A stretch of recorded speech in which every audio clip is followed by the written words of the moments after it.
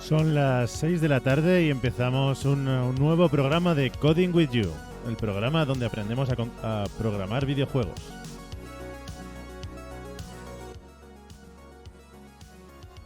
Bienvenidos a todos a un día más, este gran programa. A partir de ahora va a ser un programa en el que vemos programación de videojuegos y en el que por ahora estamos con principios básicos de la programación con César. Vamos a explicar cómo funciona este programa rápidamente. Este es un programa que se emite en Twitch. Actualmente estamos emitiendo todos los días a las 6. No sé si cambiaré el horario porque llegará un momento en que voy a tener demasiado que hacer en cuanto a actualizar otras cosas que no son preparar los programas, que ahora mismo me está llevando casi todo el tiempo. Estoy preparando el programa del día siguiente. Entonces hay cosas como los apuntes y los ejercicios que no estoy pudiendo actualizar. Pero bueno, el funcionamiento del canal del programa es sencillo. Yo voy a estar explicando teoría de programación para videojuegos. Y vosotros podéis preguntar dudas acerca de lo que vemos en 3 sitios distintos. Podemos utilizar el chat en directo de Twitch para plantear las dudas y resolverlas rápidamente. En el caso de que no se pueda resolver rápidamente, os enviaré a Discord a resolver las dudas. Tenemos un canal de Discord que podéis acceder a él a través de los paneles de Twitch, en el que tenemos un canal de sugerencias donde podéis preguntar las dudas. Y por último tenemos en el panel de apuntes, tenemos los apuntes de programación de César que hemos ido viendo hasta ahora. Como ya he dicho, les falta un poco para estar actualizados. Hay bastante, ya son 20 y tantas páginas de apuntes. Y ahí, como es un documento de Google Docs, podéis poner comentarios señalando un trozo de texto del documento. Por ejemplo, podéis poner un comentario planteando, pues esto no lo entiendo, o esto cómo funciona, o por qué esto y no esto, ¿vale? Y ese sería, en resumen, el funcionamiento del programa.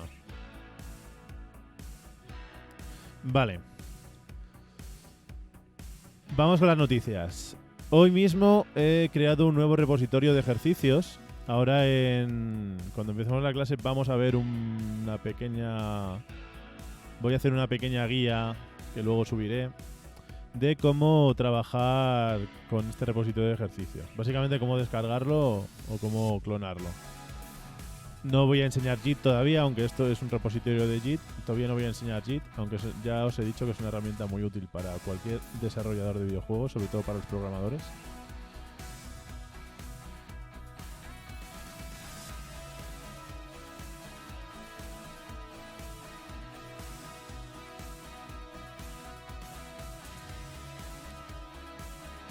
Bueno, en este repositorio por ahora solo tengo un par de ejercicios. Lo que descargáis en el repositorio es una solución de Visual Studio con proyectos que son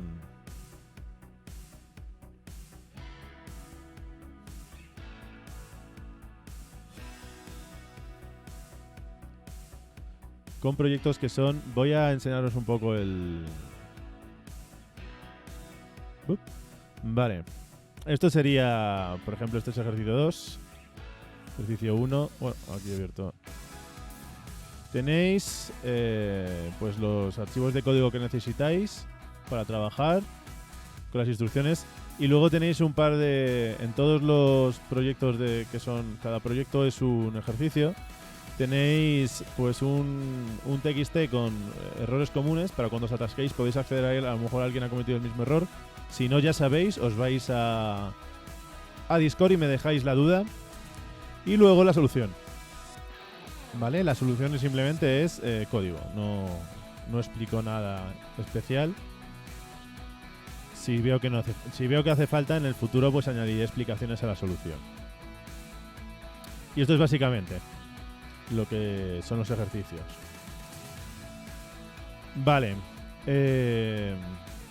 A continuación, bueno, vamos a ver ya cómo descargar estos ejercicios y cómo poder trabajar con ellos cómodamente. Tenéis dos vías. Os podéis ir a mi repositorio, que de hecho creo que no he puesto el repositorio en ningún panel, luego lo pondré. Pero bueno.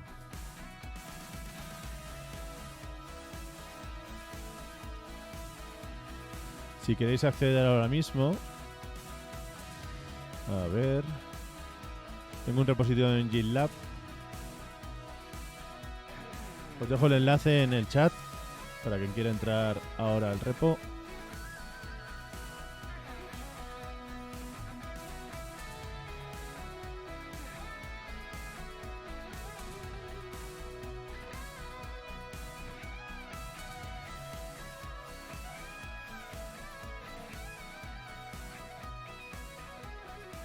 Bueno, vamos a ver el repositorio.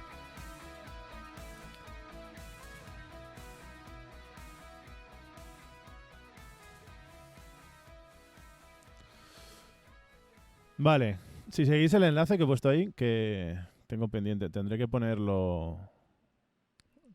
Sí, creo que antes lo iba a poner y se me ha olvidado terminar de ponerlo. Vale, este sería el repositorio. Bueno, como os he dicho, tenéis dos opciones. O directamente lo descargáis. Podéis ir a aquí, download, en el formato que más os guste, y os descarga un archivo completo de todo el repositorio. Luego lo descomprimís y podéis acceder a él abriéndolo.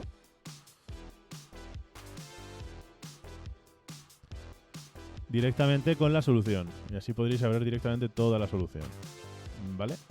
Muy sencillito. Si lo que queréis es tenerlo sincronizado con los cambios que yo vaya haciendo en el repositorio, bueno, lo primero es que, bueno, sí, podéis tenerlo sincronizado. Básicamente os descargáis una aplicación como SourceTree para gestionar repositorios y lo clonáis. Vale, aquí simplemente tenéis que meter la dirección que os he dado del repositorio, que la pondré en los paneles en cuanto acabe la clase. Ponéis donde lo queréis guardar. Tiene que ser, siempre tenéis que elegir una carpeta vacía, ¿vale? Esto ya explicaré mejor cómo funcionar con Git cuando llegue el momento. Esto simplemente es para clonar y trabajar con un repositorio ajeno. Esto no es para trabajar con repositorios. O sea, esto no es para poder modificar un repositorio, solo para poderlo descargar y poderlo usar. Entonces, una vez rellenáis la URL, elegís un sitio donde guardarlo, tal, le podéis dar a clonar y os lo descarga. Entonces, yo siempre que yo realice una modificación en ese repositorio, vosotros podréis hacer un pull, que se llama, y actualizaréis el repositorio con los cambios. Esto requiere que los cambios que vosotros hagáis para estudiar los hagáis en archivos aparte. Aunque bueno, no tiene por qué ser molesto, pero si yo modifico un archivo que vosotros habéis usado, lo tiene que sobreescribir. Entonces, lo suyo es que cuando trabajéis con los ejercicios, creéis otro sitio donde poder escribir vuestra solución o como queráis. Bueno, visto esto, vamos con las dudas que han surgido. Tenemos una dudilla de un compi de... Bueno, un estudiante anónimo que en los apuntes ha escrito una duda acerca de las funciones, de cuándo se debe crear una función. Vale, esto es una duda común cuando se empieza a estudiar programación, el tema de por qué función y por qué no chorro de código. Porque generalmente empezamos, pues eso, estructuras secuenciales que van línea a línea y no dan ningún tipo de salto en el código. Entonces nos acostumbramos a eso, que es muy cómodo, se ve muy bien, va seguido, tal. Y entonces cuando nos quitan eso y dicen, no, es que vamos a trabajar ahora con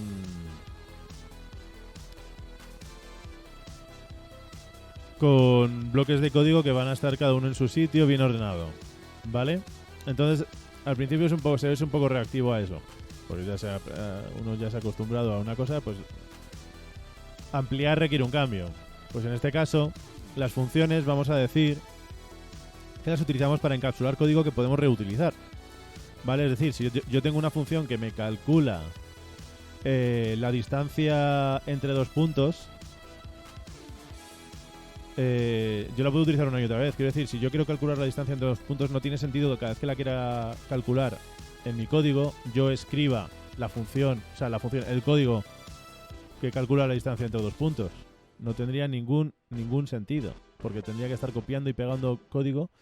Y imaginaos que la forma de trabajar de ese cálculo de distancias, de repente digo, no, que es que puedo calcular la distancia porque he encontrado por ahí la función inversa del módulo, que es la función inversa del módulo, no.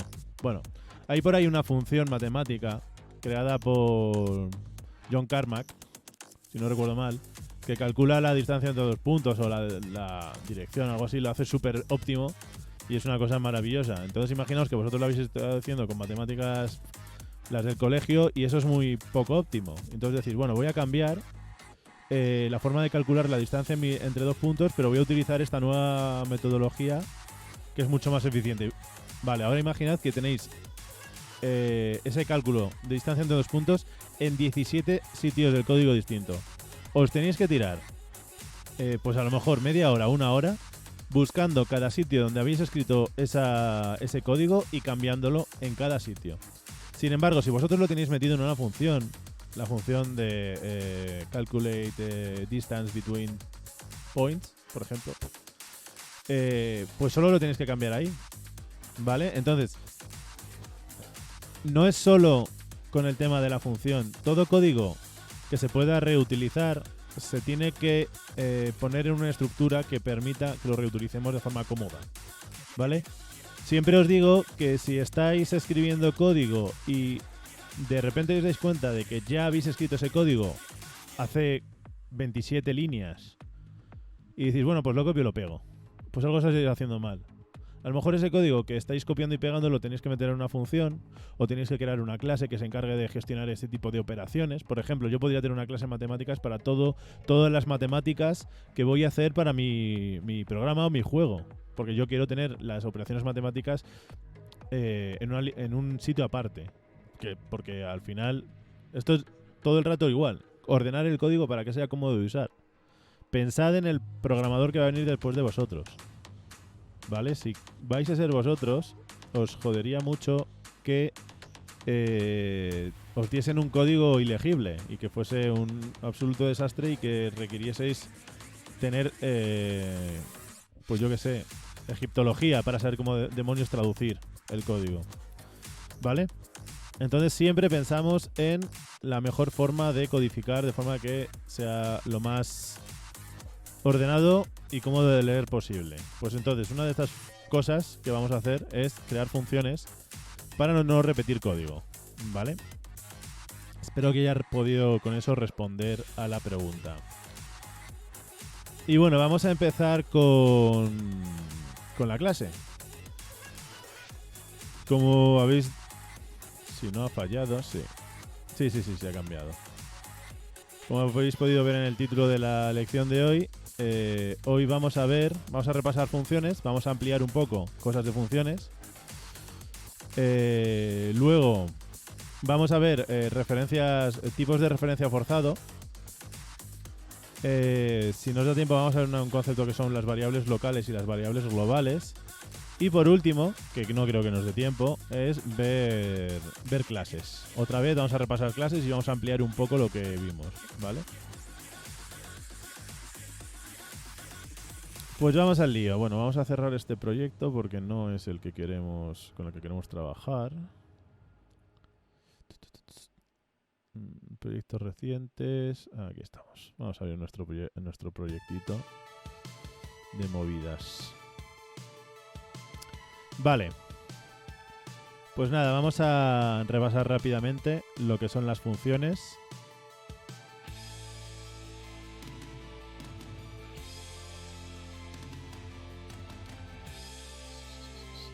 Voy a limpiar un poco toda la zona de código de prueba. Esto no sé si puede ser bien. Esto es de la clase de ayer que vimos arrays y creamos nuestro propio array dinámico. Muy bonito.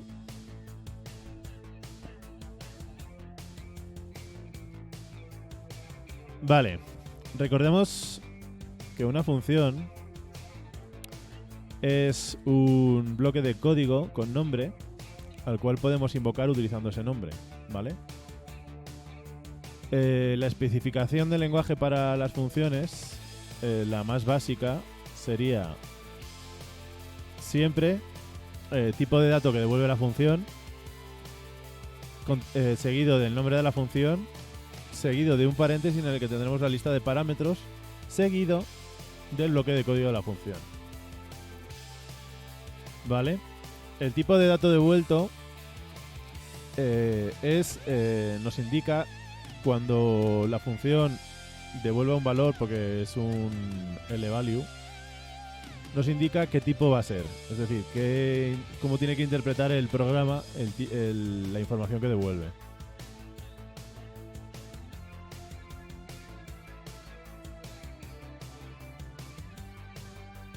Luego el nombre es el nombre es el identificador de la función con el que podemos llamarle, ¿vale?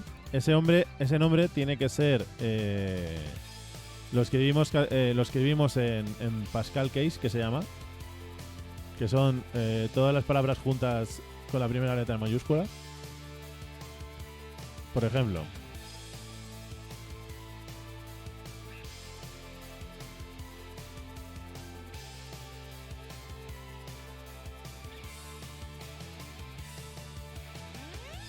esto es Pascal Case. En otras clases lo he llamado Camel Case mayúscula, pero es que el término correcto es Pascal Case, que viene del... Pascal era un lenguaje que se utilizaba hace bastante tiempo. Yo aprendí a programar en Pascal.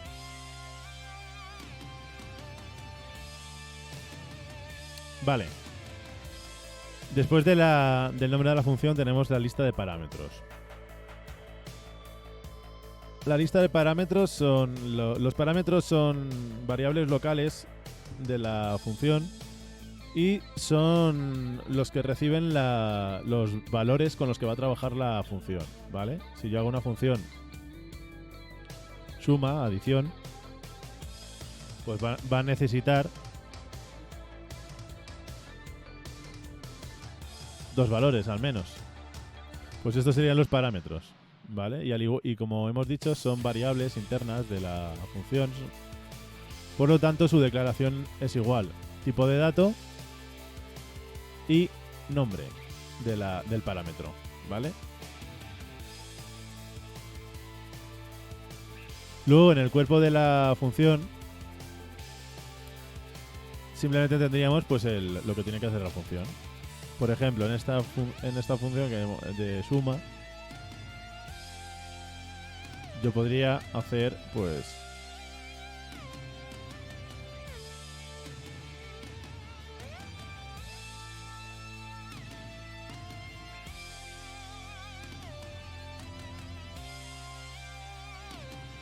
podría hacer esto perfectamente.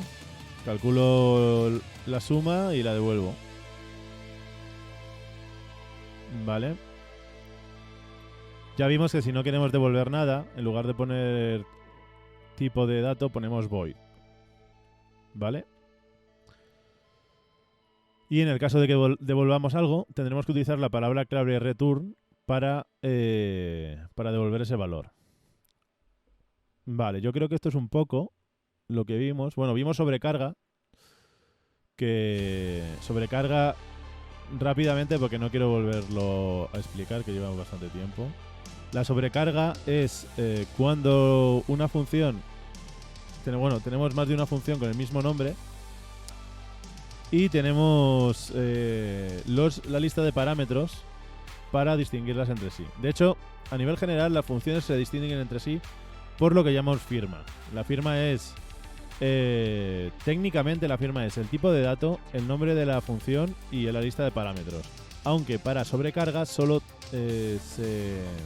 Bueno, para el tema de la llamada de la función solo se tienen en cuenta el nombre y la lista de parámetros, ¿vale? Entonces, el programa distingue las funciones entre sí dentro de un ámbito. Primero por el nombre. Segundo, si tienen el mismo nombre dos funciones, lo distingue por el número de parámetros. Si dos funciones tienen el mismo nombre y mismo número de parámetros, lo distingue por los tipos de los parámetros. Y si dos funciones tienen mismo nombre, mismo número de parámetros y mismos tipos de parámetros, lo va a distinguir por el orden de los parámetros. Y después de eso ya no hay más formas de distinguir las funciones entre sí. Dos funciones que tengan esos 4 cosas iguales no pueden funcionar no pueden existir a la vez. Porque el programa no sabe cuál es cuál. No sabe distinguirlas. ¿Vale? Si yo escribo aquí otra función.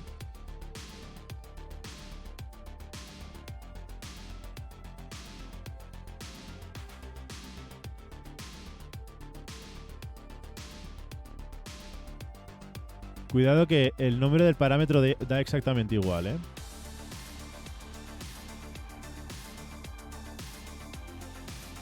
Si yo escribo estas dos funciones,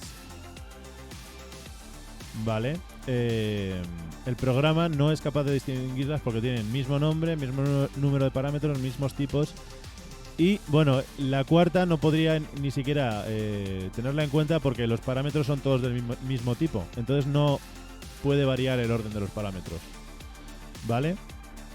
Y bueno, eso sería sobrecarga, muy rápidamente visto. Ahora vamos a ver algunos detalles extra de funciones para ampliar nuestros conocimientos sobre funciones, ¿vale?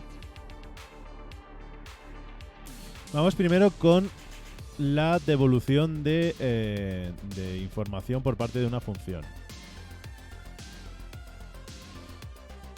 Cuando nosotros devolvemos un valor en una función, podemos asignárselo a una variable del mismo tipo. Es decir, si mi función adición devuelve un número entero, yo ese valor lo puedo utilizar y almacenarlo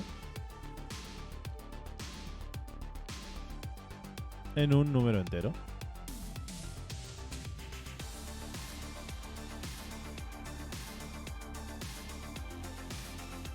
Vale. Y ya estaría. O incluso puedo utilizarlo en una operación.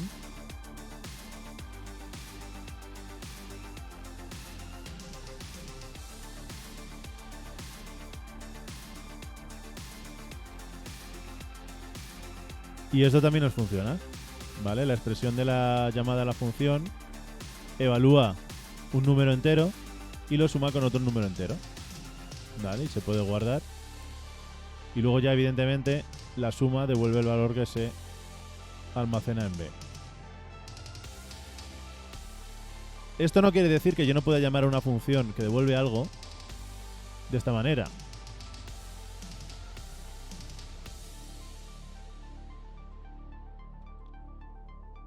Esto es perfectamente posible porque, aunque yo no almacene el valor devuelto en ningún lado, es posible que mi función esté haciendo algo, esté cambiando el estado del programa y no me interese tanto ahora mismo que devuelva un valor, ¿vale? Es decir, el valor devuelto sí lo puede estar intentando devolver, pero yo no lo recojo porque no me interesa. Solo me interesa los cambios que hace en el estado del programa esa función.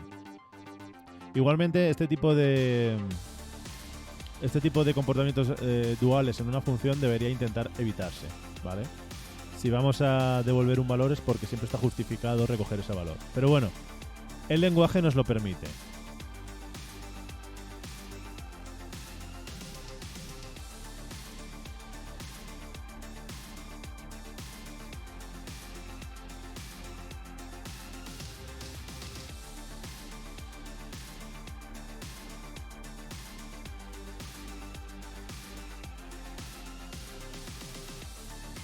Vale, vamos a continuar. A continuación vamos a explicar el tema de las bifurcaciones de código que pueden existir dentro de un bloque de código y cómo esto afecta a una función.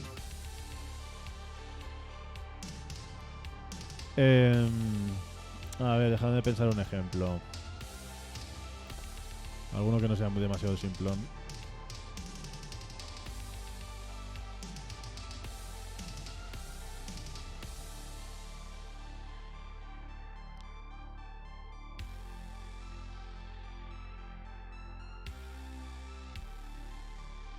No se me ocurre ahora alguno.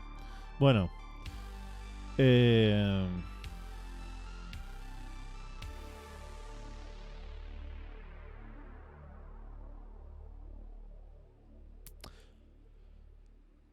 Bueno, vamos a pensar, por ejemplo, una función que le devolvemos, que le pasamos el estado de un personaje y va a hacer algo en función de cómo se encuentre.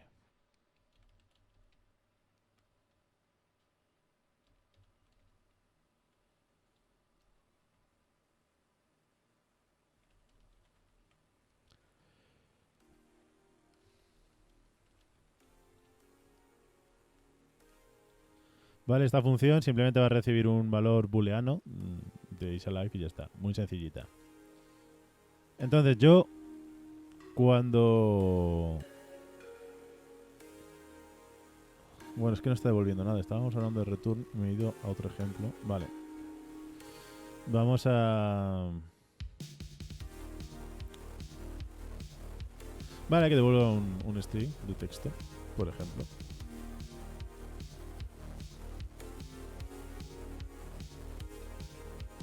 Algo sencillito.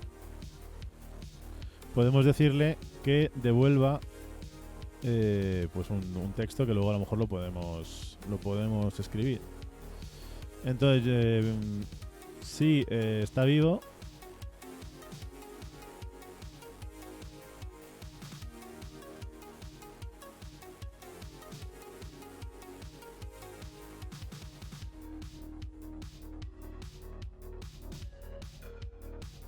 pues devolvemos ese mensaje. Y si no,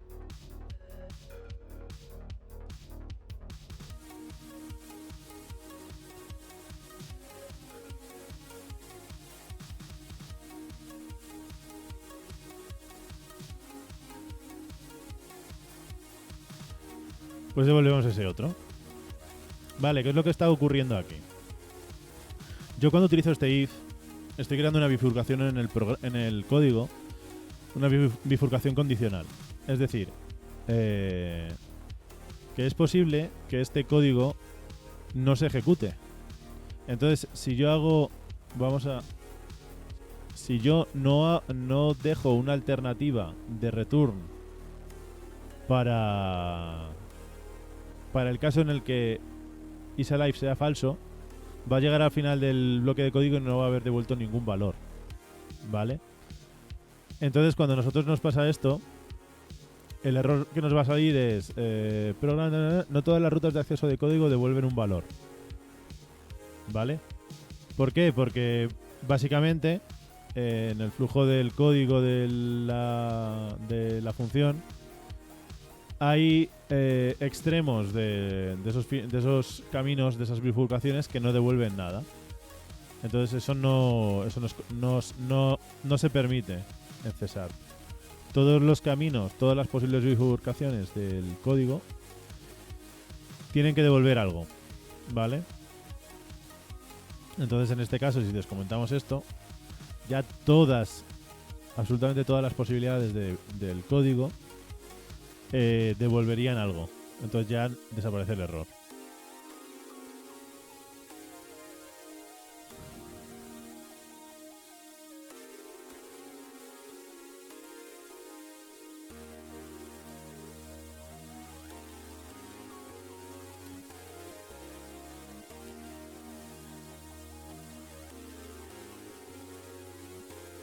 Vale.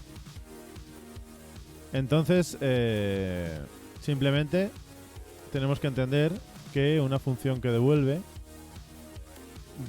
de una u otra forma tiene que devolver siempre un valor, ¿vale? Si queremos un camino que el código pueda tomar en algún momento y ese código termine sin haber devuelto algo, pues esa función no sería incorrecta a nivel de lógica y no podríamos compilar el código, no podríamos convertir ese código en un programa.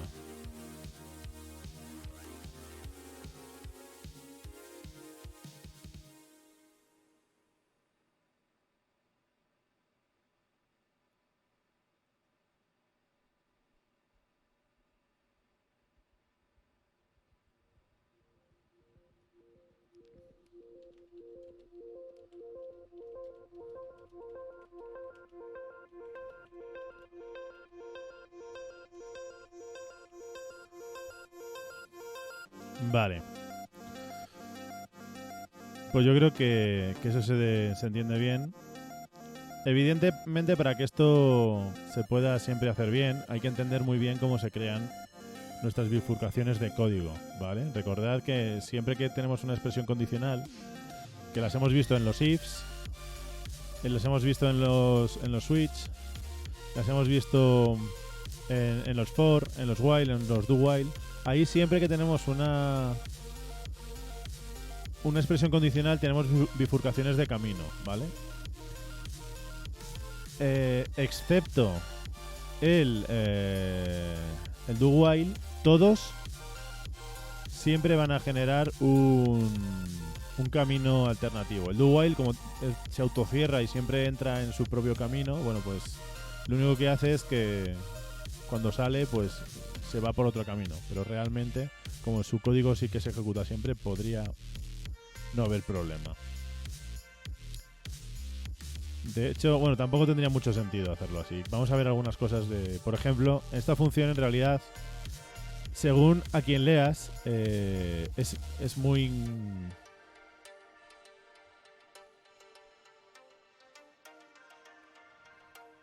A ver... Bueno, Muixter, mi colega... Mi colega programador de videojuegos, el señor de Unreal, dice: ¿por qué utilizas C# y no C++? A ver, esto es la eterna pregunta. La ventaja que tiene C# sobre C++ es que es más sencillo de aprender. Porque, como tú y yo sabemos muy, C++ tiene manejo de memoria y eso de primeras no es lo más fácil para un programador que empieza. Es decir, tú no puedes coger una persona, en mi opinión, no puedes coger una persona que nunca ha programado y obligarle a aprender ciertos conceptos de C++ de primeras. Sé que sería ideal que se empezase trabajando con conceptos desde abajo, con cosas como la memoria y viendo la memoria desde cero, y esto lo hemos discutido muchas veces, Muit y yo. Pero también es verdad que nosotros lo discutimos desde un punto de vista de gente que ya sabe esos conceptos. Entonces, yo creo que por experiencia, lo que he visto en mis alumnos es que les cuesta muchísimo menos entender un lenguaje como C#, como Java, que entender un lenguaje como C o C++. ¿Vale? La gestión de memoria a los alumnos les aterroriza. Si no recuerdan a nuestros compañeros cuando empezamos a dar punteros en primero. Estaban muertos de miedo.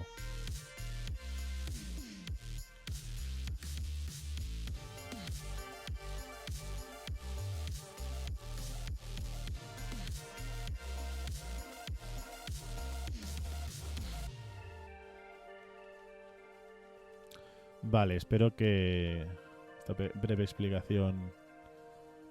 Le he dicho a Muit que si quiere puede entrar en directo y discutimos este tema de C# versus C++. Es verdad que C++, bien aprendido, te da muchísimo más visión de cómo funciona el código, porque tiene conceptos de memoria. Solo para empezar, con los conceptos de memoria ya se ve muchísimo más cosas.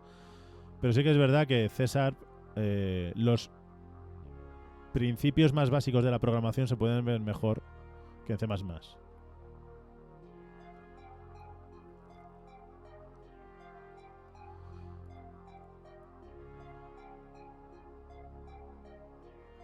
Vale, vamos a continuar. Estoy intentando... A ver si Muy responde, pero no sé si... No me dice nada. Vale. Pues vamos a continuar con el repaso de funciones.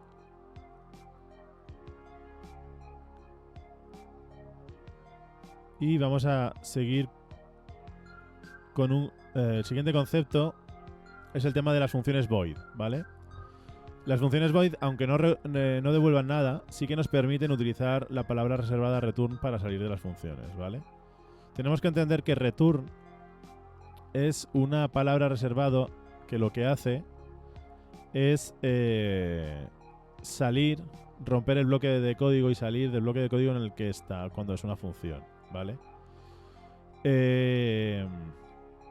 Algunos puristas del orden de código dicen que no es correcto utilizar más de un return en una función y que tampoco es correcto utilizarlo dentro de un for, por los mismos motivos que se dice que no se debe utilizar un break dentro de un for, ¿vale?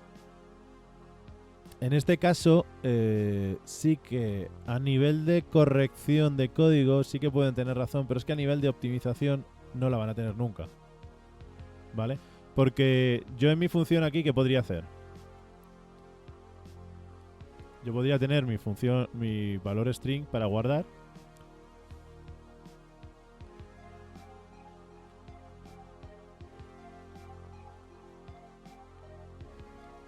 ¿Vale? Y podría guardar aquí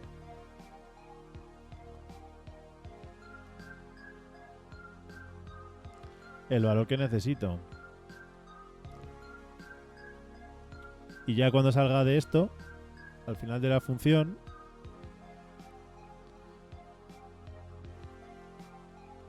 devuelvo. Esto es más limpio a nivel de código.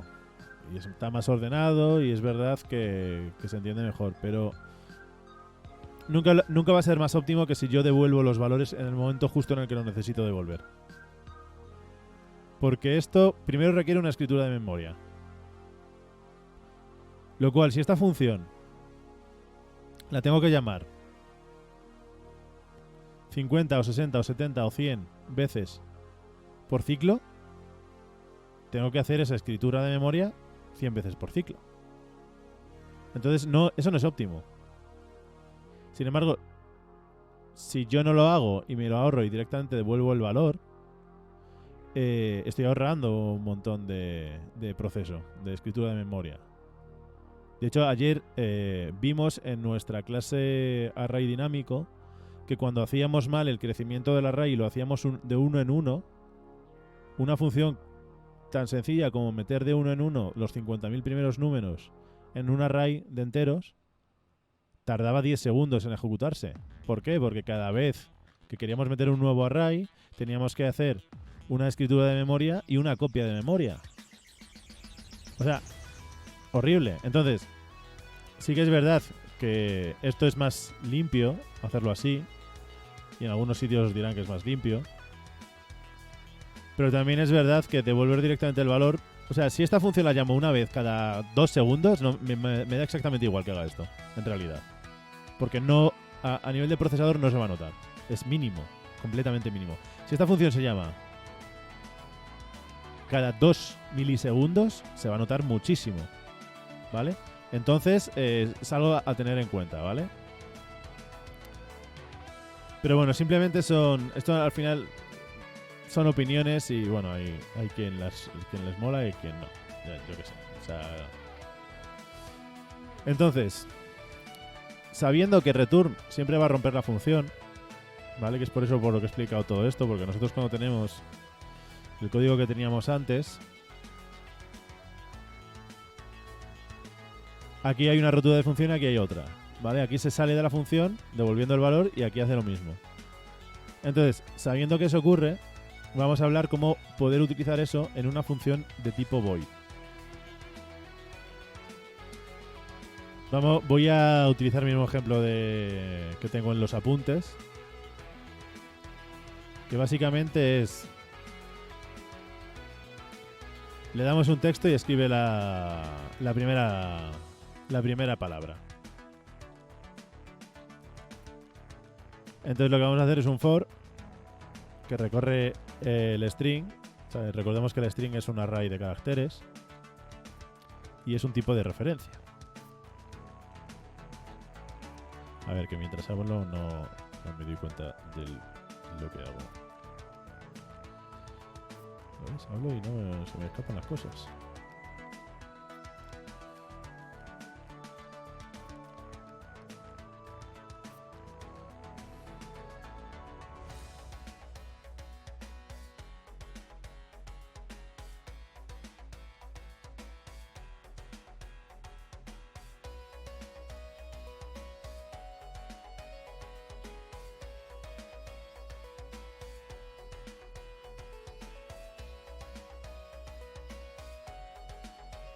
Bueno, esta función básicamente lo que hace es recorrer el texto carácter a carácter y en el momento en que se encuentra un espacio en blanco, pues se sale de la función, ¿vale? Es una función muy chosca porque si hay una coma también la escribe y bueno, hay un montón de... No estamos haciendo cosas que funcionen perfectamente, solo son ejemplos. Vale, entonces recorre el array y cuando encuentra un espacio en blanco se sale de la función directamente. ¿Vale?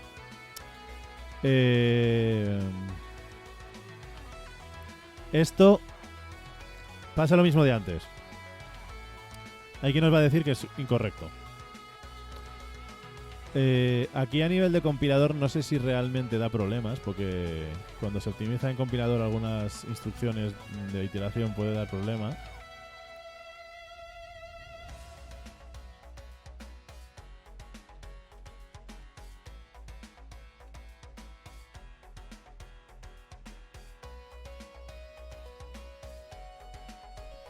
Pero realmente yo no vería ningún problema al nivel al que estamos en hacer esto. Luego es verdad que a lo mejor sí que por el tema de optimización y predicción puede no ser correcto, ¿vale? Entonces ahí lo que podemos hacer es utilizar un flag y en el momento en el que suceda, pues se sale y ya está, ¿vale? De hecho, voy a escribirla bien sin utilizar el return dentro y ya veréis que bien. Porque lo bueno que tiene la programación es que se puede llegar a la misma solución por varios caminos y lo único que tienes que evaluar de esos caminos es cuál es el más óptimo. Pero eso está en el último escalón de lo que nosotros queremos ver. Así que, al igual que antes, vamos a recorrer el array. Para eso creamos nuestro contador. ¿Vale? Y entonces va a ser mientras y sea menor que la longitud del texto dado y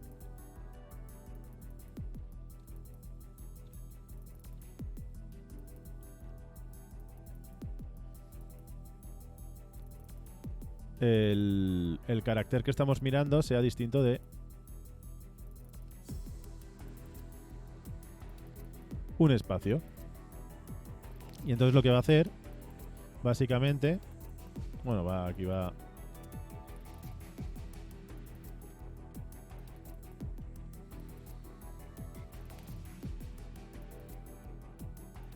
Es lo mismo. Entonces ahora, en lugar de hacer la comprobación aquí dentro del for, la hacemos en la expresión condicional del for. Entonces en el momento en que el carácter que estamos leyendo sea un espacio, se saldrá. ¿Vale?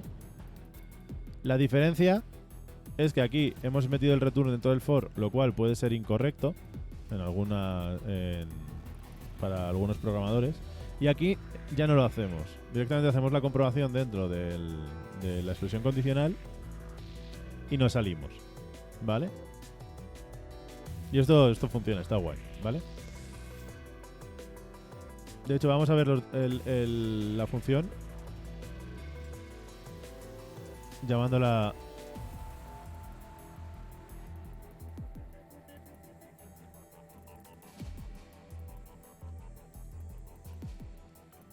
Vale, si yo ejecuto la función, O sea, si ejecuto el código... ¡Wow! Hay errores. ¿Por qué hay errores? Vale, vamos a ver. Errores. El nombre de incremento no existe. ¿Por qué? Ah, vale, porque lo he borrado. Pues adiós. Vale. Bueno, como vemos, tenemos ahí nuestro hola escrito, ¿vale? En cuanto he encontrado un espacio se ha salido. Esa era la primera versión del código. Y ahora vamos a probar con la segunda versión. Pues como veis hace exactamente lo mismo.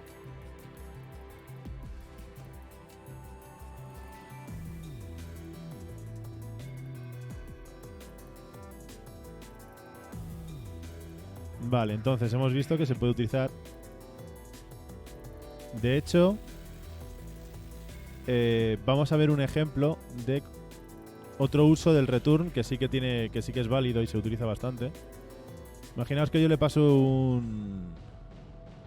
Bueno, creo que este no va a petar porque está seguro. Vale, no peta.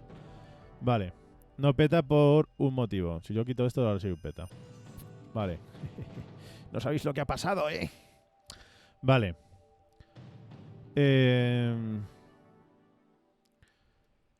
Cuando yo pongo 2 ampersand en la operación lógica AND, lo que va a hacer es que si la primera parte de la operación ya devuelve un false, el AND automáticamente devuelve un false. Entonces la segunda parte el segundo operando no lo evalúa. ¿Vale? ¿Qué pasa? Que eso es lo que se llama un AND... Bueno, no estricto, vamos a llamarlo no estricto, porque el otro, que sería solo con un ampersand, se llama AND estricto. Que quiere decir que sin importarle si esto es false, va a evaluar también la segunda parte. ¿Vale? Entonces cuando nosotros intentamos acceder a la primera posición de un string vacío, pues va a dar una excepción, index out of range exception. ¿Vale? Que ese es el error que tenía. Entonces, aunque haciéndolo así ya lo salvaríamos. No, de hecho, bueno, venga, voy a hacer otro ejemplo porque en este caso no haría falta. Así que voy a coger el otro ejemplo de los apuntes, que era precisamente para esto. Imaginaos que queremos invertir... Ah, no, mira, sí que lo puedo meter.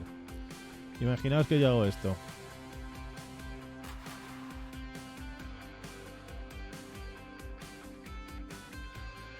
Bueno, esto no me va a dejar, porque es null. Ahora puedo cortarlo. Imaginaos que yo tengo un string y este string tiene valor nulo, ¿vale? Porque recordemos que cuando los tipos de referencia no apuntan a nada, no apuntan a ningún objeto real, decimos que apuntan a null, ¿vale? Es decir, que el objeto es nulo, ¿vale? Entonces, si yo paso un valor nulo, ¿vale? Porque me ha llegado de otro lado y yo no sé si es nulo o no, ¿vale? En este caso hemos forzado que nos ha llegado un string nulo. Entonces yo cuando intente ejecutar ese código va a pasar esto. ¡Pum! Excepción no controlada. Null reference exception. ¿Vale? ¿Qué quiere decir? Que cuando he intentado acceder a text, como no hay nada dentro de text, pues peta. ¿Vale? Esto es un error muy común de objetos nulos. Entonces, una cosa que podemos hacer en nuestra función es comprobar primero si el objeto es nulo.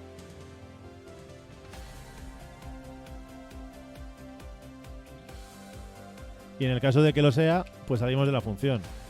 En este caso, gracias a esa pequeña línea de código, ya podemos saber y asegurarnos que el programa no peta por que la función no peta por una referencia nula.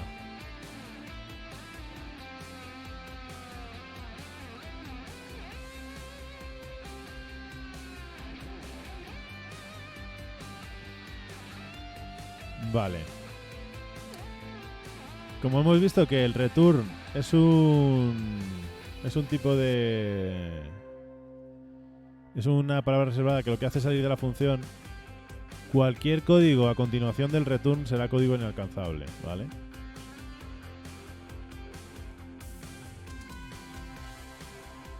Es decir, esta línea de código que he puesto aquí, como está inmediatamente después de un return, no se puede acceder. De hecho, el error que nos muestra,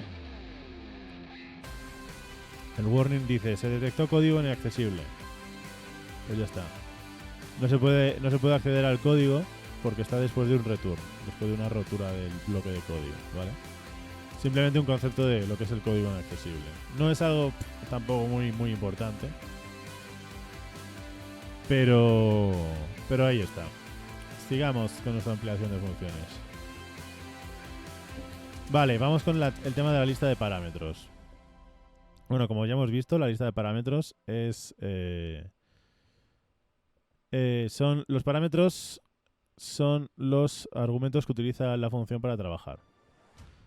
Son variables locales a la función, ¿vale? Lo que quiere decir que solo existen dentro de la función. Una vez se sale de la función se destruye. Y se declaran igual que una variable, con tipo de dato que contiene la variable y nombre de la variable. Es decir, tipo de dato del parámetro y nombre del parámetro. Los ejemplos que estamos haciendo, pues aquí tenemos parámetro, parámetro. Estos son los parámetros declarados en la cabecera de la función.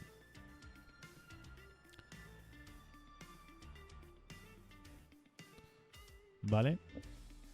Entonces, nosotros cuando llamamos a una función, lo único que tenemos que hacer es, en las posiciones donde van los parámetros y en el mismo orden, tenemos que poner, por ejemplo, en esta función que recibe un string, pues un string. Y ya está. Tiene que coincidir el tipo del parámetro con el tipo de dato que le damos desde fuera, ¿vale? Cuidado que el nombre de los parámetros nos es indiferente, ¿vale? He tenido alumnos que se han liado muchísimo con el tema de cuál es la diferencia, o sea, por qué el parámetro que le paso se llama afuera y cuando lo paso dentro se llama de otra manera. ¿Vale? Eso da igual, el nombre del parámetro da igual. Lo único que importa es el tipo. El nombre del parámetro solo lo utilizamos de forma interna a la función, ¿vale? Desde fuera yo le puedo pasar pues una variable que contenga que sea del mismo tipo, o le puedo pasar, por ejemplo, como hemos hecho antes, bueno, le puedo pasar un literal. Aquí ahora mismo en Addition estos números son literales, ¿vale? Un literal es un valor que se escribe directamente. En el caso de los números, pues escribiendo números. En el caso del texto, escribiendo entre comillas dobles. Y en el caso de los caracteres, escribiendo entre comillas simples, ¿vale? De hecho, eso lo hemos visto aquí. Esto es un literal del carácter espacio. Lo hemos escrito entre comillas simples. Esto sería un literal de cadena de caracteres, entre comillas dobles. Y bueno, estos serían literales numéricos.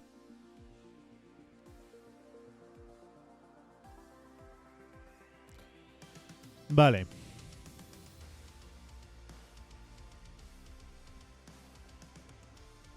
Pues bueno, eso es bastante sencillo, ¿vale? La llamada a las funciones no tiene mucho más. Utilizamos el nombre de la función y tenemos que pasarle los valores a la función y ya está.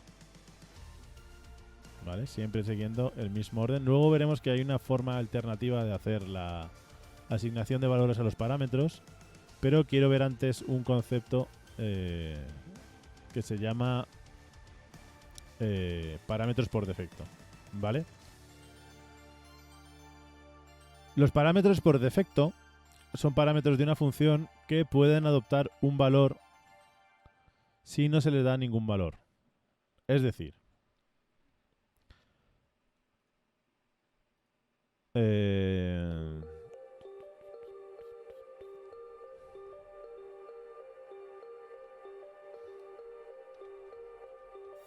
imaginemos una función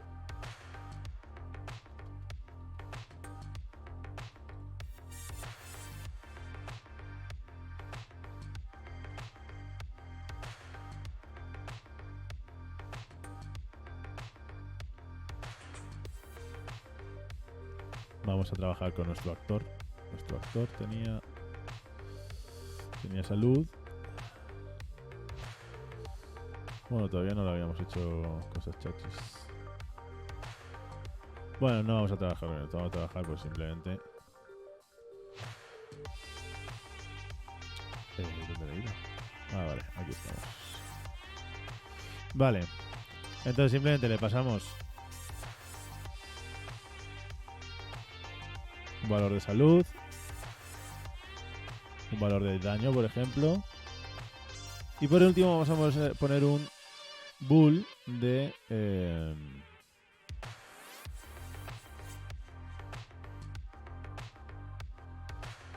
has to inform. Que básicamente cuando sea true...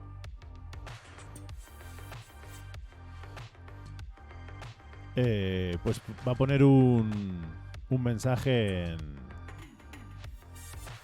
en la consola y ya está. Entonces, básicamente aquí lo que vamos a hacer es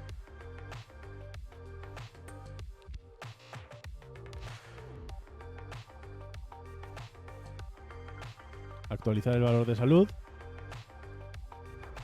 Si alguien ve un error, que lo hay, que lo diga por favor. Ya sabéis que me gusta que participéis. Y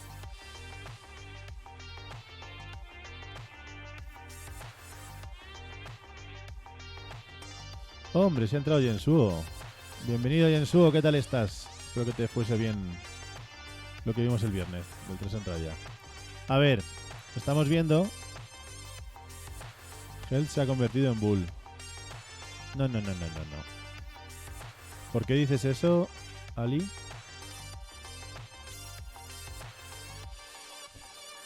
La pregunta a Jensu es si hay algo mal en esta función. La función básicamente le pasas un valor de salud y se encarga de actualizar el valor, y si has to inform es true, pues escribe un mensaje en pantalla. Ah, bueno, que Jensu está haciendo Photoshop. Si tienes alguna duda de Photoshop, pregúntame, que yo tengo 10 años de experiencia en Photoshop. Bueno, pues Jensuo sigue dándole fuerte a la práctica de Photoshop y muchas gracias por pasarte a saludar.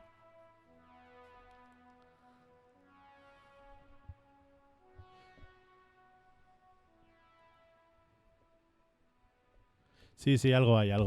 De hecho, tiene que ver con algo que he repetido, ya he explicado 2 veces, que es el tema de tipos de valor y tipos de referencia cuando pasamos como parámetros.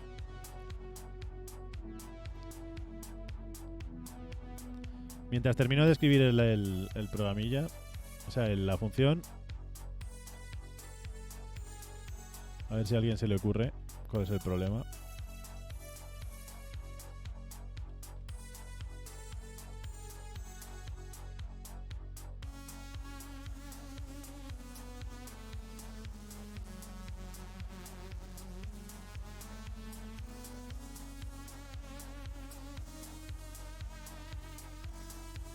Vale, entonces esta función...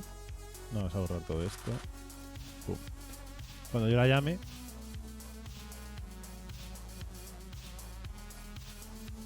Dice Jensuo, ¿cuál es la condición para que has to inform sea true? No hay condición, o sea, nos lo pasan desde fuera. Voy a poner un ejemplo y así lo entiendes mejor.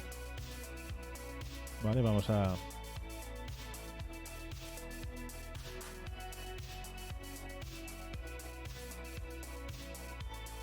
Tenemos la salud del jugador.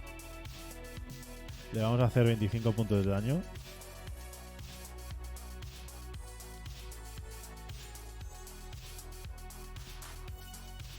Y entonces vamos a decir, pues le pasamos Player Health, el daño, y le vamos a decir pasar aquí un true porque queremos que informe por pantalla. Vale, entonces ejecutamos este código. Y bueno, nos informa. Al personaje le quedan 75 puntos de vida. Vale, entonces... aquí sí que existe un problema, porque si yo lo...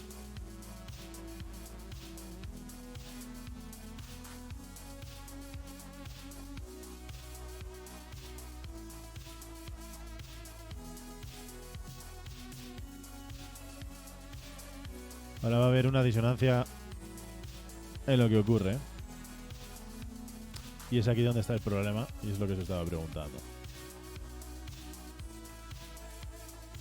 Pero no decía que le quedaban 75 puntos de vida. ¿Por qué le siguen quedando 100? ¿Qué ha pasado ahí?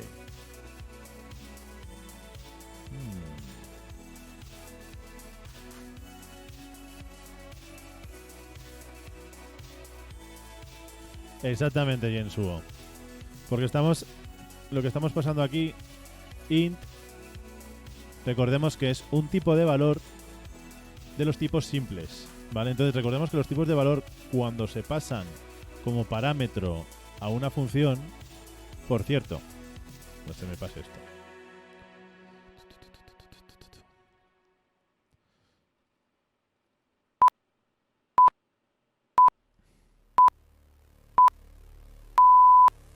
Ya está. Vale. Exactamente, Jensuo. Si utilizamos la palabra ref, que es lo que luego quería ver, forzamos que haya una referencia. Pero lo quiero ver, porque en realidad ref es un modificador de tipos, ¿vale? De hecho, no se utiliza solo en los parámetros. Tú puedes tener por ahí un tipo de referencia de un valor con eso. Entonces yo podría guardar aquí, aunque esto no me va a dejar porque estoy haciendo una asignación incorrecta. Yo podría tener una referencia entero, de esta manera. A ver, me ha saltado el automod.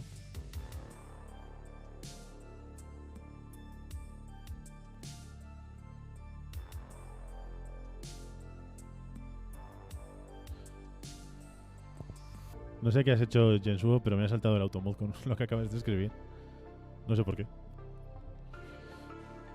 Yo sé que existe lo de out y ref, pero no tengo mucha idea de lo que hacen. Yo siempre pongo todo ref y listo. Vale, bueno. De hecho es lo que quería ver después. Ya lo sé que no has puesto nada raro. Estoy intentando pensar. Out, ref.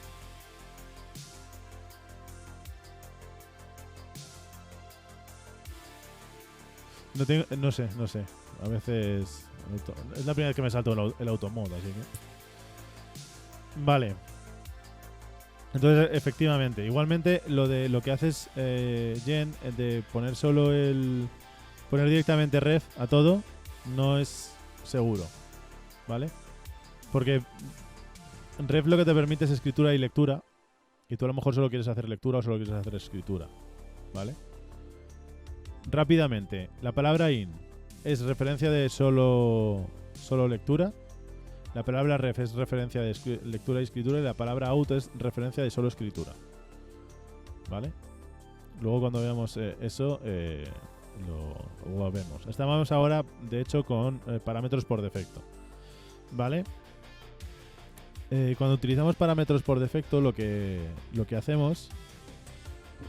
Vale, ¿puedes repetirlo? Exactamente lo del ref. Lo del ref lo voy a volver a ver luego. Lo he dicho rápidamente porque sé que Jensuo se tiene que ir. Y a lo mejor así se lo resolvía rápidamente. Pero sí, que tengo preparado el tema de cómo forzar referencias en tipos de valor. Vale. No pasa nada, ni te preocupes. Vale. Entonces... bueno, vale, pues vamos a ver tranquilamente los parámetros por defecto, las llamadas opcionales a parámetros y terminamos con forzado de referencia. Vale, entonces, imaginaos que yo no quiero estar siempre poniendo aquí true o false, porque a lo mejor yo quiero que si yo no le digo nada, si solo pongo esto, la salud y el daño, no informe y ya está. Entonces, para conseguir esto, hacemos una cosa que se llama parámetro por defecto. Es decir, que yo a los parámetros le pongo un igual y le pongo un valor. ¿Esto qué quiere decir? Que cuando a mí no me den este parámetro, no me lo pasen, el valor que va a adoptar es false. ¿Vale? Entonces, de esta manera, cuando yo llamo esta función, le puedo pasar solo 2 parámetros aunque tenga 3. Porque el tercero dice, bueno, como no me lo han dado, pues va a ser false. ¿Vale? Entonces, si ahora yo hago esto, ya no escribe nada en pantalla, ¿vale? Porque el has to inform es por defecto es false. ¿Vale? Entonces, podemos utilizar estos parámetros por defecto siempre que queramos. Pero siempre tienen que estar al final de la lista de parámetros. ¿Vale? Si tenemos parámetros por defecto, tenemos que tener una parte con parámetros sin parámetros normales y luego a continuación parámetros por defecto. O podríamos ser todo parámetros por defecto, ¿vale? Pero nunca puede ir un parámetro por defecto antes que un parámetro que no tenga valor por defecto, ¿vale? Entonces, nosotros cuando hacemos esto, está guay, pero imaginaos que fuesen... En este caso no tiene mucho sentido, pero... Imaginaos que yo quiero que por defecto, si yo no digo nada, se lleve un punto de daño. ¿Vale? Entonces, el problema que tiene esto es que si yo quiero que se lleve un punto de daño y quiero que de forma, o sea, quiero que asigne el valor por defecto 1, pero quiero devolver que has_to_inform sea true, eso me obligaría a hacer esto. Es decir, me obligaría a poner aquí 1 y luego ya poner el true, ¿vale? Lo cual se vuelve muy engorroso, ¿vale? Sobre todo cuando tenemos muchos parámetros, esto empieza a pasar. Entonces, tenemos una forma alternativa de llamar a las funciones en sus parámetros, ¿vale? Yo puedo decir, pues health, voy a dárselo. Pero luego a continuación, bueno, no sé si me va a dejar de hacer mixto. Vamos a probar. Le puedo decir, vale, damage, como quiero utilizar el 1 no lo pongo, pero luego pongo has_to_inform 2 puntos y pongo el valor. Y ahora lo que he hecho es que el único valor por defecto que quiero cambiar al utilizar esta sintaxis es has_to_inform y no me obliga a escribir este segundo parámetro o este primer parámetro por defecto, ¿vale? Estoy asignando un valor a un parámetro por defecto que es has_to_inform sin tener que poner la cadena de parámetros entera, ¿vale? Y si yo hago esto ahora, ¿vale? Ha restado un punto de vida y lo he escrito, pero no me ha hecho falta decirle que el daño sea 1, ¿vale? Esto es una habilidad bastante guay para el tema de llamada a funciones cuando tenemos muchos parámetros por defecto, ¿vale? Repetimos, un parámetro se puede llamar poniéndolo en su posición, ¿vale? En este caso player health está en su posición y si queremos podemos llamar a los parámetros utilizando este sintaxis, que es el nombre del parámetro, 2 puntos y el valor que queremos darle. De hecho, yo podría hacer lo mismo con... Si no me equivoco. Muy bien. Podría hacer exactamente lo mismo con los parámetros normales, ¿vale? De hecho, a nivel de corrección, yo intentaría no mezclar los dos tipos de asignación de argumentos en los parámetros, ¿vale? O utilizáis el orden, es decir, sin poner los nombres y los 2 puntos, o utilizáis solo los 2 puntos. O sea, se pueden mezclar, pero a nivel de limpieza de código y de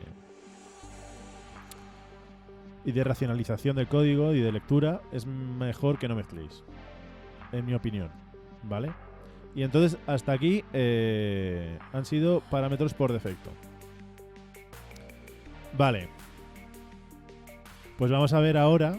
Hemos visto parámetros por defecto, hemos visto la llamada, esta alternativa que tenemos para los parámetros, que es con esto y los 2 puntitos. Y ahora vamos a ver lo que hemos visto antes, cuando hemos creado esta función hemos visto que tiene un problema. De hecho lo vamos a volver a ver ejecutando el código. Mi personaje, el jugador, tiene 100 puntos de vida, le quito 1, pero sin embargo cuando salimos de la función sigue teniendo 100. ¿Vale? Aquí Gensuo lo que nos ha dicho acertadamente es que health se modifica dentro, pero no se modifica fuera, porque health es un tipo de valor, ¿vale? El tipo de valor cuando se pasa por parámetro se hace una copia y entonces lo que tenemos es el objeto duplicado, ¿vale? Entonces estamos trabajando con la copia, modificamos la copia y la copia realmente no hace nada, ¿vale? O sea, modificar la copia no modifica el objeto original, ¿vale? Porque es un tipo de valor. En contraposición, los tipos de referencia, siempre que los pasamos por parámetro, lo que estamos copiando es la referencia, por lo tanto no se duplica el objeto, se duplica la referencia que apunta al objeto. Entonces dentro de la función vamos a trabajar con algo que apunta al objeto, ¿vale? Entonces de esa manera no hay duplicados, entonces trabajaríamos con el mismo objeto realmente. Ahora, ¿qué pasa si lo que queremos es que el valor que le estamos pasando sea una referencia, aunque sea un tipo de valor? Pues podemos cambiar el tipo de dato a tipo de dato de referencia. Tipo de referencia para valor. Es decir, antes de hacerlo en los parámetros lo vamos a ver aquí abajo. Yo podría tener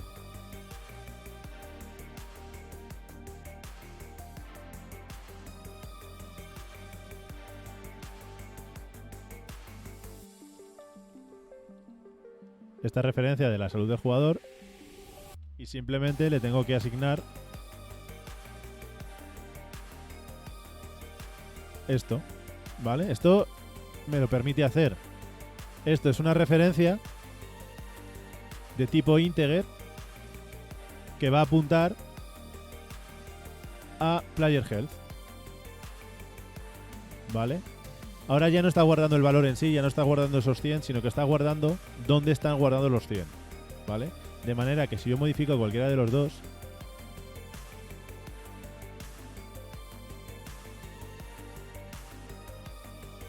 si yo modifico la referencia y trabajo sobre la referencia, modifico el valor original, ¿vale? El valor de player health. Empezaba en 100, le sumo 1 y se queda en 101, ¿vale? Da igual con cuál lo haga, ambos afectan al valor original, ¿vale? ¿Por qué? Porque en el caso de la referencia yo no tengo guardado un valor copiado, tengo guardado la referencia y puedo trabajar con la referencia, ¿vale? Entonces, de esta manera lo que estamos haciendo es crear un tipo de valor, pero lo estamos guardando como referencia, ¿vale? Es decir, estamos forzando que un tipo de valor se trabaje como una referencia, ¿vale?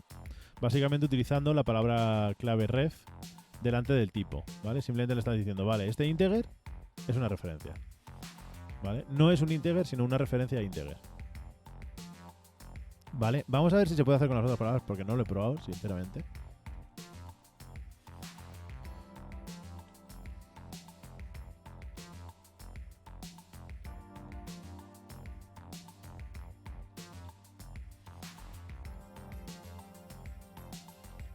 Tiene toda la pinta de que no. Y si digo ref, tampoco me va a dejar, ¿verdad? No, no se pueden. Este tipo de referencias no se pueden. Vale. Fuera supongo, de los parámetros in y out no se puede. Venga, Jensuo, mucho ánimo con esa práctica de Photoshop. Gracias por pasarte. Vale.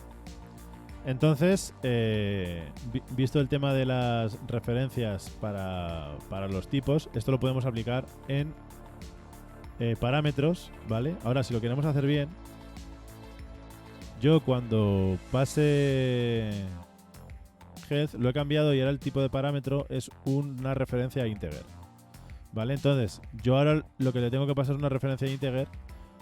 Por lo tanto, si yo hago esto y le intento pasar directamente el integer, me va a decir que no, porque guardar en una referencia no se puede guardar un integer. Hay que guardarlo en otro sitio y la referencia apuntará, ¿vale? Entonces, para hacerlo, simplemente tengo que poner la misma palabra ref delante del parámetro, bueno, del valor que le pasamos, ¿vale? Yo le estoy pasando player health, pero ponerle un ref delante le estoy diciendo, te paso la referencia a esta variable, ¿vale? Y entonces ahora si lo hacemos, y de hecho lo vamos a pasar,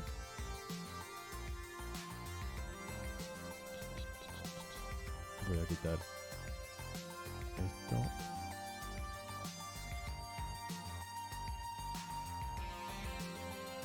Y ahora si hacemos esto, pues sí que funcionaría. Vale, hemos pasado un tipo de valor forzando una referencia, por lo tanto ya no está trabajando con una copia, sino con una referencia. Y eso sería cómo podemos forzar una referencia en un parámetro. Vale, ahora, Jensuo decía que él había usado el ref para todo, porque no entendía cómo funcionaba in y cómo funcionaba out. Vale, el funcionamiento de in y out es muy sencillo. In y out es lo mismo que ref, pero está limitado a lo que se puede hacer con ello.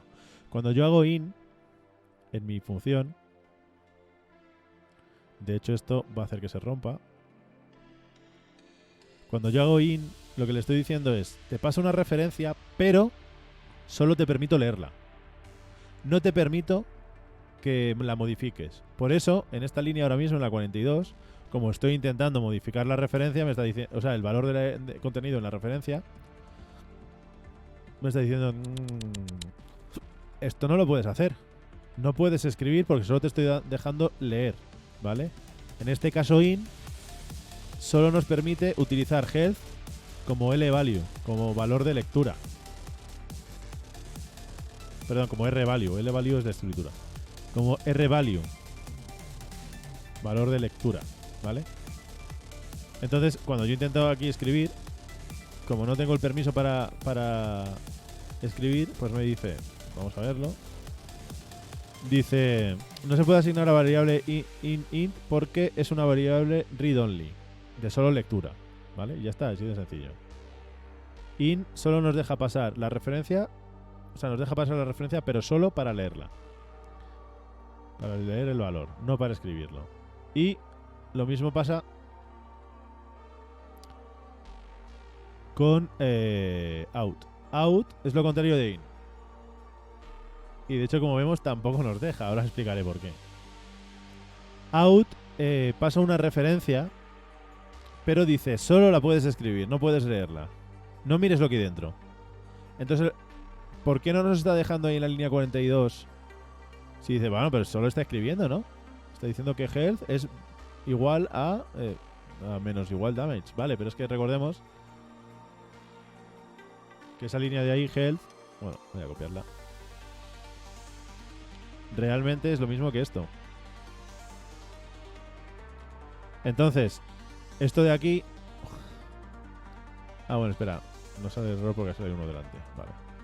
Esto de aquí no nos deja porque estamos intentando leer health cuando es de solo escritura, ¿vale? Entonces en este caso tampoco funcionaría un out porque al intentar leer el contenido de health, que se lo hemos prohibido, pues petaría, ¿vale? Entonces esa es la diferencia entre las tres palabras. Muy sencillito.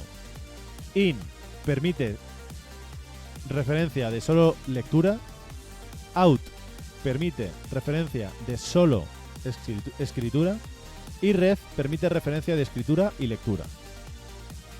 Sencillísimo. Entonces, en nuestra función, para que funcione, como hemos visto, tendría que ser un ref lo que ponemos.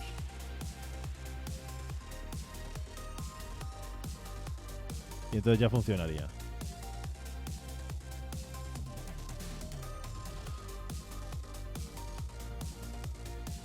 Vale. Y hasta aquí todo lo que quería ampliar en funciones. Voy a mirar la escaleta a ver. Vale. Bueno, vamos a terminar con el concepto de variables locales. Y me tengo que ir en 10 minutos porque tengo una clase con un alumno y yo entonces no puedo alargarme como otros días. Vale. Concepto de variable local. Tenía un profesor de programación que siempre nos repetía la misma frase y tiene toda la razón. Y es que una variable solo vive en el ámbito en el que se declara. ¿Esto qué quiere decir? Cuando hablamos de ámbito, el ámbito es un bloque de código, básicamente, ¿vale? Aquí en el main, el ámbito del main sería estas líneas de aquí. Y entonces cuando decimos que una variable solo vive en el ámbito en el que es declarada, quiere decir que, por ejemplo, int player health, cuando sale de aquí, del main, deja de existir. Es decir, se elimina, se borra esa variable, se destruye y se libera la memoria, ¿vale? Lo mismo pasa con las funciones.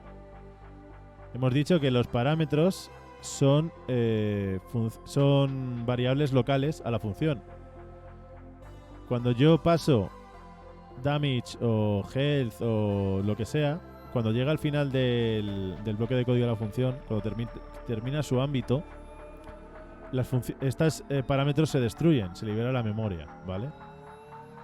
Entonces, tenemos ese concepto ahí de variable local, ¿vale? Y básicamente hay que entender que todas las variables son locales y que viven hasta que el ámbito en el que han sido declarados se cierra. Entonces, diréis, vale, pero entonces existen variables locales, pero ¿existe otra clasificación de variables que no sean locales? ¿Existen variables que se puedan acceder, que se creen y siempre existan? Pues sí. Existen lo que llamamos variables globales, ¿vale? Las variables globales, a nivel de concepto, son variables que existen todo el rato durante la ejecución del programa y son accesibles todo el rato. Ahora, C#, en su especificación de lenguaje, no permite las variables globales. Yo no puedo ir aquí, fuera del código de la clase o del namespace,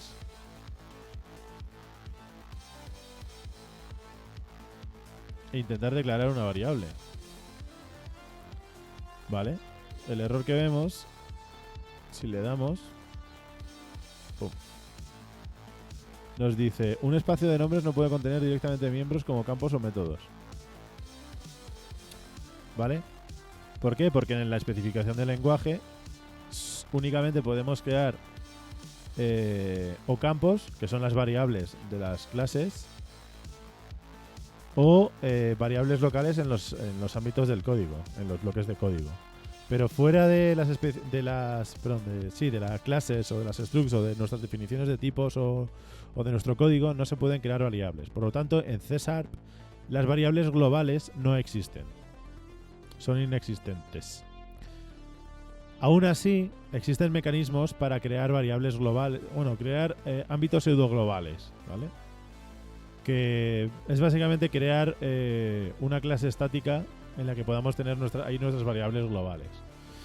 Vale. Aunque C# va a hacerlo así, no está tan mal. O sea, se puede hacer, pero al final, cuando estamos en programación orientada a objetos, hay una definición que son los objetos y sus abstracciones en las clases, que si nosotros creamos un ámbito global, pues se sale del concepto de que todos los objetos que tenemos parten de un abstracto que es la clase. Yo tendría un objeto fuera de una definición de tipos, entonces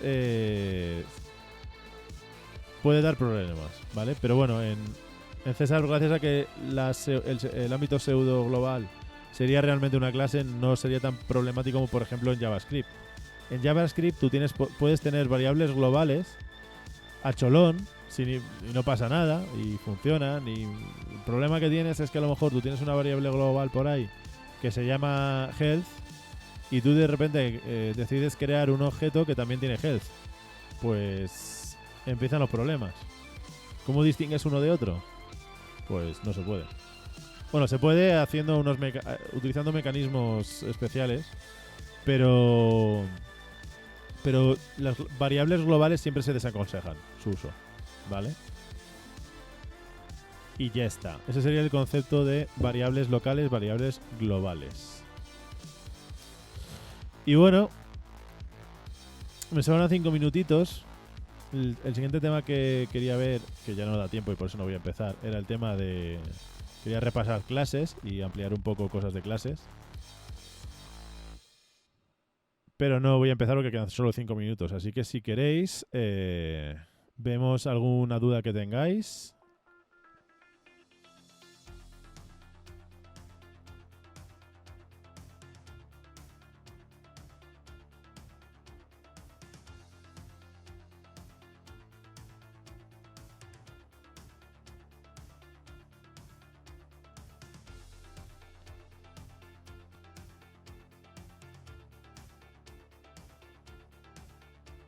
Vale, Ali dice, tengo una duda en relación al ref. Vale, pues escríbela, plantéala. A ver si la podemos resolver rápidamente.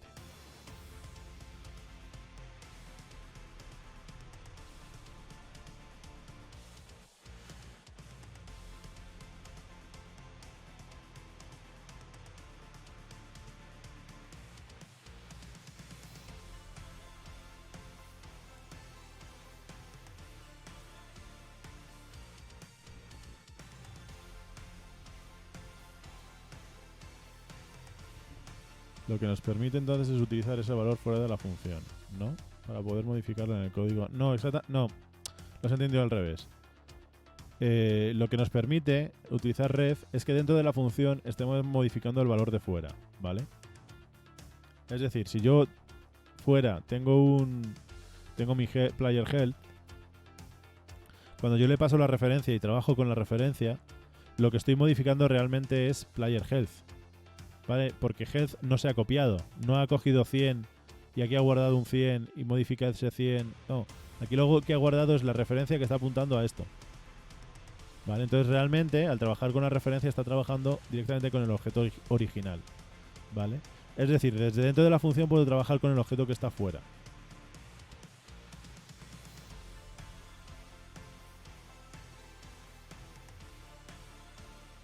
Pero no, o sea, tiene que ver con el hecho de que yo quiero cambiar el estado de algo que generalmente se comporta como un valor. O sea, un int en este caso es un valor. Entonces yo cuando lo paso hay una copia de ese valor. Por eso yo cuando trabajo con él desde dentro no funcionaría, ¿vale? Porque estoy trabajando con la copia. Yo lo que quiero trabajar es directamente con el objeto original, ¿vale? Eso de hecho lo tenemos en los apuntes. Esto no. En los apuntes hice este esquema para explicarlo mejor, ¿vale? Este ejemplo de aquí paso por valores, por valor y por referencia. Esto lo puse e intenté que se entendiese lo mejor posible y que explicase los dos casos, ¿vale? Cuando yo hago un paso por valor, en este caso la función incremento, ¿vale? Yo le paso un valor e incrementa en 1. Entonces lo que está haciendo es que primero yo creo, ¿vale? Aquí estoy creando mi variable externa, A. Y aquí la tengo, la represento el tipo int, nombre y 9 de valor interno. Llamo increment, ¿vale? Aquí. Entonces al llamar a increment lo que está haciendo es una copia en la variable number de la función, en esta de aquí, ¿vale? Pero está copiando el valor, es decir, aquí hay 9 y aquí hay 9 ahora. Ahora, cuando yo trabajo dentro de la función y hago esto y lo incremento en 1, A no se modifica porque se está modificando la copia, ¿vale? Entonces yo cuando salgo de incremento, number, la copia se destruye y A no se ha visto modificada, ¿vale? Entonces al escribirlo, el valor original de A es el que se escribe, 9. Sin embargo, si lo hacemos con una referencia, ¿vale? En el ejemplo tiene aquí una función que recibe un string. El string recordemos que es un tipo de referencia. Pues cuando lo creamos, realmente el string lo que tiene es, este es el tipo, el nombre del string, y lo que está guardando es una referencia que apunta al objeto creado, que en este caso es un texto que pone hello, ¿vale? Entonces al meterlo en la función, aquí, al pasar greeting, lo que se está haciendo es copiar la referencia, es decir, el objeto original no se copia sino las referencias que apuntan a él, ¿vale? El objeto dentro de la función es text y lo que se está copiando es la referencia que apunta a este objeto que contiene hello dentro. Entonces, al trabajar dentro de la función, ¿vale? La función lo que hace simplemente es añadir word al final del texto que le pases, una función muy chorra. Pues básicamente lo que está trabajando es con el objeto original, porque no hay un duplicado, ¿vale? Entonces, cuando yo salgo de la función, se destruye la referencia copiada, pero el objeto original sigue existiendo y es el que voy a escribir cuando termine, ¿vale? Y yo creo que con este ejemplo se entiende bastante bien, ¿vale? Si no lo entiendes, repásate pues los apuntes, a ver si así lo puedes ver poco a poco, porque ya nos ha dado la hora, son 1:30 y me tengo que ir. Así que bueno, esto ha sido todo por hoy. Espero que hayáis aprendido mucho, que lo hayáis pasado muy bien. A ver si poco a poco, por favor, os voy a pedir un favor a todos, decirle a vuestros amigos y amigas que se apunten a mi canal, que vengan a aprender aquí, que nos lo vamos a pasar súper bien aprendiendo a programar para videojuegos. Es verdad que ahora mismo es un poco aburrido porque es todo base, pero es que yo soy una persona de aprender la base muy bien, ¿vale? Porque con una buena base luego todo se entiende mucho mejor. ¿Vale? Por eso la base la voy a machacar bastante hasta que crea que está bastante bien en los vídeos que voy a hacer, en los apuntes que hago y en los ejercicios que os paso. ¿Vale? Entonces, decirle a la gente que venga aquí a aprender y lo vamos a pasar debuten. Bueno, pues eso ha sido todo por hoy. Nos despedimos